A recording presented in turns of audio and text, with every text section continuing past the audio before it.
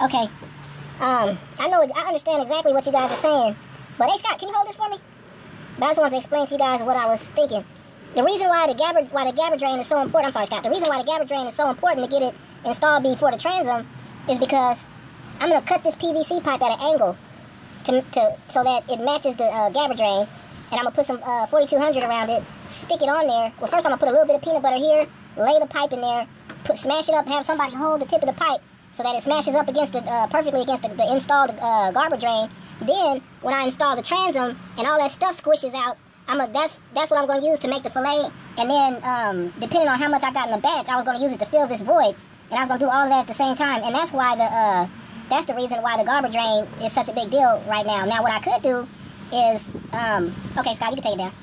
Thanks. What I could do is just install the transom and if anything squishes out, just pick it, scoop it up, and put it around the top left.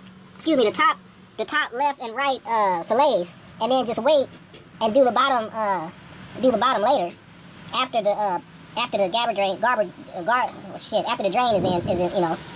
So anyway, that's what that was about. My repair came out awesome, man. This is the most solid part in the whole boat. Hard as a rock. Can't believe it. One more thing that I wanted to ask you guys, because this is like right around the corner. Okay, let me back out, see if I can back out. Okay, there's a strake right here, right? And there's a strake right here, right? Now, my stringers, once I put a little bit of gap, by the way, these are my bulkheads. I didn't feel like taking the stringers out and putting them in a boat, so I'm just using my bulkheads for examples because they're the same width as the stringers.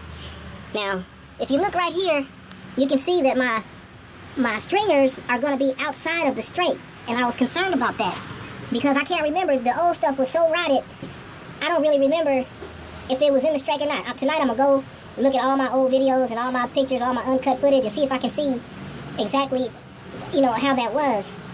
Because I'm a little concerned that my new stringers are going to be up on the hole a little bit, because you gotta compensate for the little for the straps that cushion it. So you got to give yourself, it's actually going to be up further, a little further on the hole, because you got to give yourself anywhere maybe from an eighth to a quarter. Probably an eighth of but less than a quarter of an inch for your little spacers, for your little rubber pieces, whatever you use to keep the gas tank in. So if you guys could give me your opinions on that, I appreciate it. Plus, big thanks to Wood on Glass and George been answering up a lot on you know, all my questions and stuff. I really appreciate you guys. But this is the only other issue really right now that I can't find an answer for, and that is the stringers sitting up on the hole instead of in that straight. Now even and these are just 3/4 inch. Even if it, I mean, I don't even think a ½ inch could fit in that little, you know, in that little area. I'll show you the other side. See, that's not even a ½ inch. Couldn't even fit down in there. And if it did, it wouldn't be no room for the. If I did get a ½ inch in there, it wouldn't be no room for the spacer. Like, it's just, I don't know. I gotta go back and look at my pictures. If you guys know offhand, I wish you would let me know how that's supposed to go. All right. Thanks. Okay, so it's official. It's official. Tomorrow I'm putting in the transom. Scott came up with a good point. Because I already have two all threads, one for the top and one for the bottom. And Scott made a good point, because I was talking about putting in 2 more.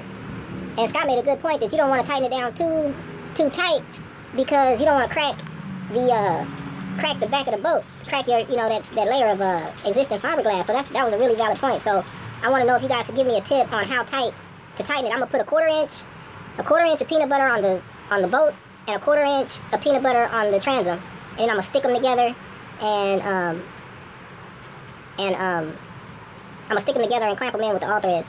So the question is, how tight do you tighten the all threads? Okay, peace.